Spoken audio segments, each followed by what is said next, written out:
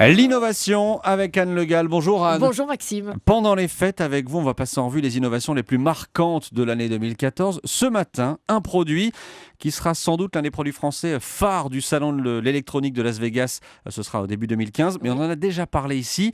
C'est la première ceinture de pantalon intelligente. Et oui, parce que ça faisait des décennies que les ceintures n'avaient pas évolué, du cuir, une boucle, Ça, on voilà. connaît. C'est assez basique et franchement, moi je m'étais jamais dit qu'on pouvait faire mieux.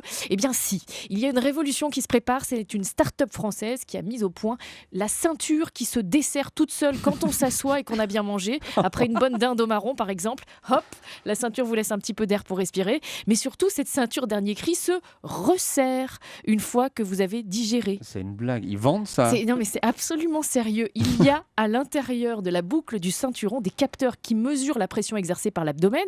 Donc si la pression est forte, parce qu'on a un petit peu forcé sur la nourriture, eh bien il y a un système mécanique qui ajuste automatiquement la tension et donc cette ceinture sans trou se détend. Et au niveau du look, ça donne quoi? Alors c'est assez massif, hein. Il y a une grosse boucle bien visible, c'est pas très discret mais bon c'est le prix à payer pour le confort. Oui. Oh, exactement, c'est vraiment ça, niveau look. Cerise sur le gâteau quand même, la ceinture enregistre les moments de tension dans la journée. Donc vous pouvez retrouver l'évolution de votre tour de taille le soir sur votre smartphone.